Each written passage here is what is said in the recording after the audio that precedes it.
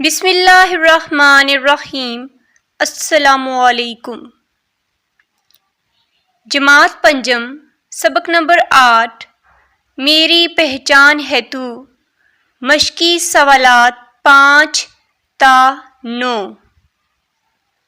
سوال نمبر 5، پاکستانی قومی ترانے کا مفہوم اپنے الفاظ میں بتائیں۔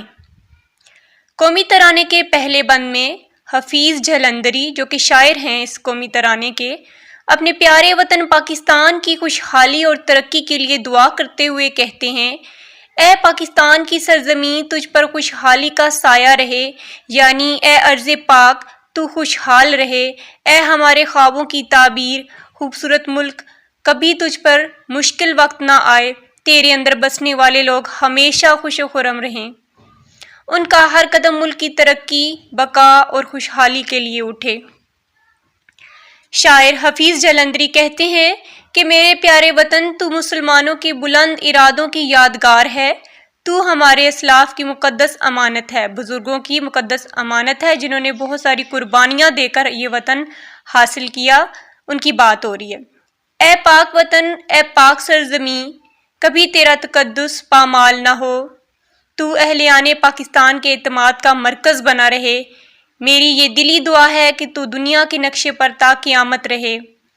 پاک سرزمین کے معنی ہے پاک لوگوں کے رہنے کی جگہ، اور پاک سرزمین سے شاعر کی مراد محض زمین کا ٹکڑا نہیں بلکہ وہ خطہ پاک ہے جو اسلام کے نام پر حاصل کیا گیا، اور یہ اس لیے حاصل کیا گیا کہ مسلمان اس خطے ارض پر رہ کر نعرہ حق بلند کر سکیں اور اپنی زندگیاں اسوہ حسنہ اسوہ رسول صلی اللہ علیہ وآلہ وسلم کے مطابق ڈھال سکیں۔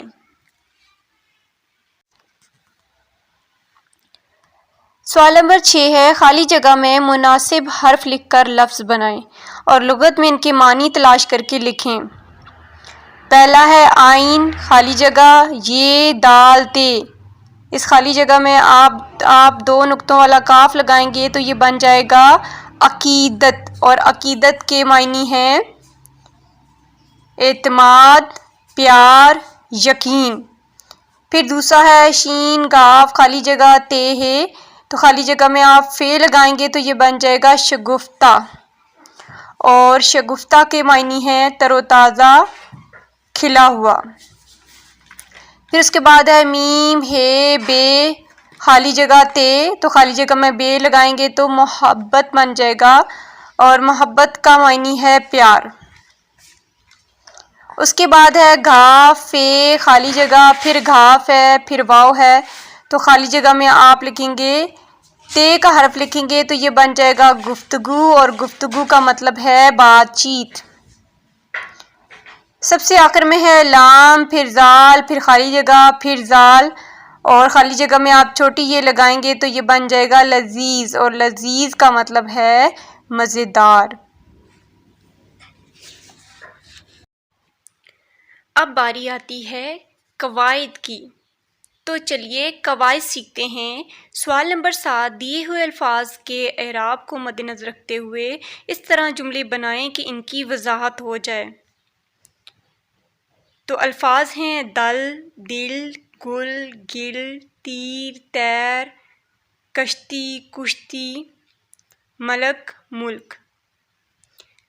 یہ الفاظ ہیں تو بچوں ان کو متشابہ الفاظ بھی کہتے ہیں، ملتے جلتے الفاظ، کچھ جن کی املاء ایک جیسی ہو لیکن اعراب کی تبدیلی سے ان کا تلفظ تھوڑا سا تبدیل ہو جائے اور ان کا معنی بھی تبدیل ہو، ٹھیک ہے۔ سب سے پہلے ہے دل، دال زبر لام، دل، دل کا مطلب ہے گروہ یا لشکر، اور اس کا جملہ ہے دیکھتے ہی دیکھتے آسمان پر بادلوں کے دل نمودار ہونے لگے۔ ایک اور اس کا جملہ ہے ٹڈی دل آبادیوں سے دور صحرا میں پرورش پاتی ہیں۔ پھر اس کے بعد ہے دل، دل کیا ہے؟ جسم کا ایک اعضاء ہے جس کو قلب بھی کہتے ہیں، تو اس کا جملہ کیا بنے گا؟ احمد کے ابو دل کی بیماری میں مبتلا ہیں۔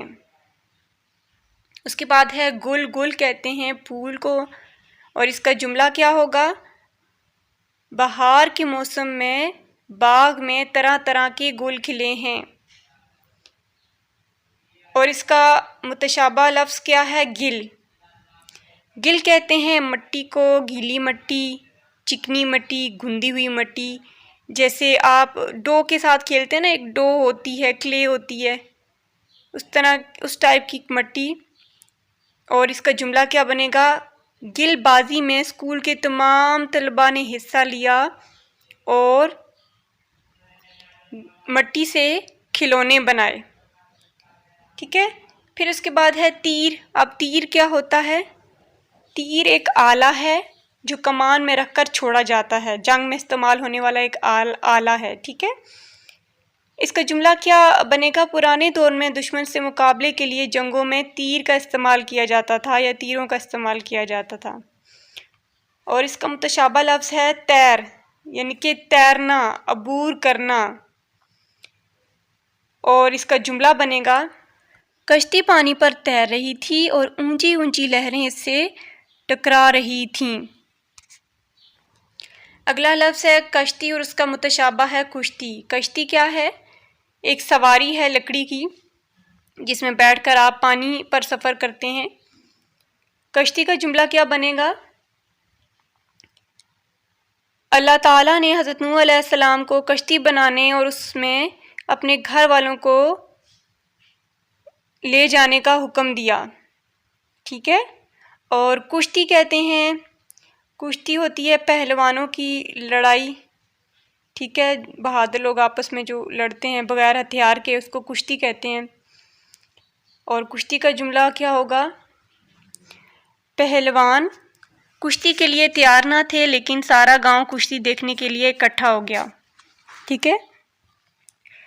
پھر ہے ملک. کہتے ہیں فرشتے کو، بادشاہ کو بھی کہتے ہیں، فرشتے کو بھی کہتے ہیں. اور ملک کہتے ہیں، ملک کنٹری جو ہوتا ہے آپ کا، جیسے آپ کا ملک پاکستان ہے. ہسپتال میں پہنچنے سے پہلے ہی ملک الموت نے آدمی کی جان لے لی. اور ملک کا جملہ بنے گا ہم بہت ہی خوبصورت ملک پاکستان کے شہری ہیں. دیے ہوئے جملے غور سے پڑھیں. فرحہ نے طوطے کو چوری ڈالی. ایک جملہ ہے. کیا ہے؟ فرحہ نے طوطے کو چوری ڈالی. اب اس جملے میں نے کو اور کو خط کشیدہ کیا گیا ہے. دیکھیں انڈر لائن کیا ہوا ہے، نے کو بھی اور کو بھی. نے بطور علامت فاعل اور کو بطور علامت مفعول استعمال ہوا ہے. علامت فاعل کہتے ہیں کام کرنے والا. اب اس جملے میں کام کرنے والی کون تھی؟ فرحہ تھی. چوری ڈالنے والی کون تھی؟ فرحہ تھی. فرحہ فاعل ہے تو فرحہ کے ساتھ جب نے استعمال ہوا ہے تو یہ نے جو ہے علامت فاعل ہے. اور کو کہہ رہے ہیں کہ علامت مفعول ہے. مفعول جس پر کام ہو، جس سے متعلق کام ہو. اب کیا ڈالی؟ کس کو ڈالی؟ طوطے کو. ٹھیک ہے.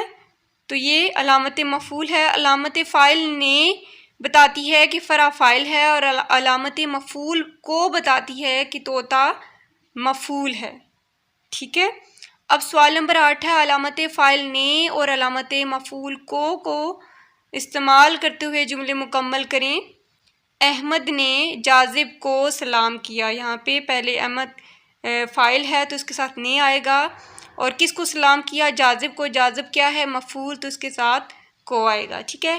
شازیہ نے الماری کو کھولا. شازیہ کیا ہے؟